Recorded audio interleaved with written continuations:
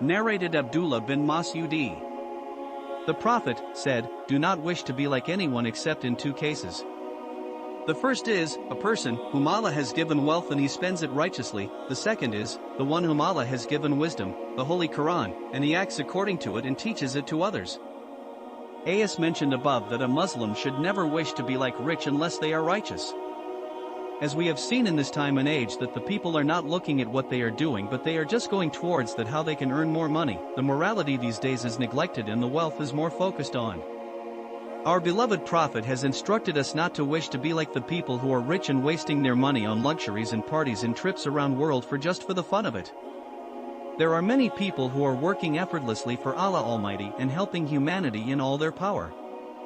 They are the people who we should idolize for this world and aspire to be like them. Same goes for the people who has knowledge. There are many people in the world who want and work for the knowledge. They normally don't care about worldly possessions but rather the wealth of the brain and all the possessions it can take up. But we have to focus on what's important, which is the knowledge for the end and about acting on that knowledge, which will make our afterlife more rewarding.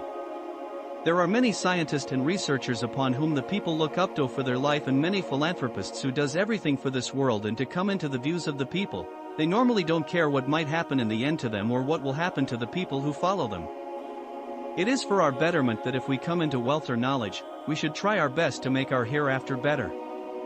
For whatever we do should be focused on our end, since whatever we get in this world it is a test for us and a chance for us to make our Jannah and leave Jahannam behind. Sahih al-Bukhari 74. Book 3, Hadith 16. Narrated Ibn Abbas. That he differed with her bin Qays bin Hizn al-Fazari regarding the companion of the Prophet, Moses. Ibn Abbas said that he was al-Qadir. Meanwhile, Ubay bin Kabi passed by them and Ibn Abbas called him, saying, "My friend, her, and I have differed regarding Moses' companion, whom Moses asked the way to meet. Have you heard the Prophet mentioning something about him?" He said, "Yes. I heard Allah's messenger saying, while Moses was sitting in the company of some Israelites, a man came and asked him, 'Do you know anyone who is more learned than you?' Moses replied, 'No.' So Allah sent the divine inspiration to Moses, 'Yes, our slave Qadir is more learned than you.' Moses asked Allah how to meet him, Qadir.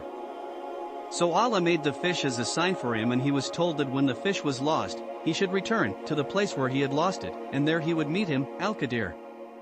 So Moses went on looking for the sign of the fish in the sea. The servant boy of Moses said to him, 'Do you remember when we betook ourselves to the rock? I indeed forgot the fish, none but Satan made me forget to remember it.' On that Moses said, 'That is what we have been seeking?' 18.64 So they went back retracing their footsteps, and found Qadir. And what happened further to them is narrated in the Holy Quran by Allah.